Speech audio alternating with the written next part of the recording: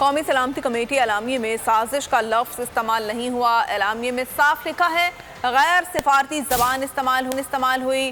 D March صرف سازش کی بنیاد پر نہیں دیا جاتا۔ D G I S P R major general Babar Iftikhar کی میڈیا بریفنگ، کہا پاکستان کے خلاف کوئی سازش کامیاب نہیں ہونے دیں گے۔ خفیہ ایجنسیاں تمام خطرات کے خلاف چوکنا ہیں۔ تمام سیاسی قیادت نے ہر دور میں ایٹمی پروگرام کے لیے کردار ادا کیا۔ ایٹمی پروگرام کو کوئی خطرہ نہیں۔ ایٹمی پروگرام کو سیاسی مباحثوں کا حصہ نہیں بنایا جا سکتا۔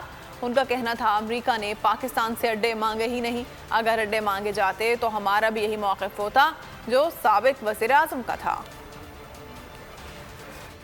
جو اعلامیہ جاری ہوا، اس اعلامیے کو آپ اگر دیکھیں تو وہ واضح طور پہ جو اس میٹنگ کے اندر کنکلوڈ کیا وہ اس معاہدے میں انکلوڈ، اس اعلامیے میں انکلوڈڈ ہے۔ اس کے اوپر آپ واضح طور پہ دیکھ سکتے ہیں اگر کہیں ادھر کانسپریسی کا لفظ ہے کیا اس اعلامیے میں، میرا نہیں خیال۔ جہاں تک ہماری انٹیلیجنس ایجنسیز کا تعلق ہے، وہ دن رات اس ایسی تھریٹس اور ایسی کانسپریسیز کے اگینسٹ جو کرنا ہے اور اس کے اگینسٹ کام کر رہی ہیں، اور اگر کسی نے پاکستان کو کے خلاف کوئی بھی سازش کرنے کی کوشش کی تو انشاءاللہ اس کو کامیاب نہیں ہونے دیں گے۔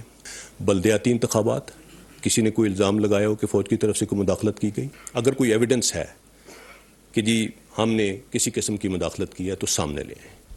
جب سے پاکستان کا ایٹمی پروگرام شروع ہوا، جتنی حکومتیں آئیں انہوں نے پوری محنت، دیانتداری اور ملک کے ساتھ وفاداری کے ساتھ اس ایٹمی پروگرام کو آگے بڑھایا ہے۔ ہمارا پروگرام ایسی جگہ پہ ہے کہ پوری دنیا میں اس کی کمانڈ اینڈ کنٹرول میکانزم، ہمارے ایسٹس کی سیکیورٹی کی انٹرنیشنل جو ایویلویشن ہے اس کے اندر one of the best systems ہے، اور ہمیں تھوڑا سا اس کو اپنی سیاسی ڈسکشن میں نہیں لانا چاہیے۔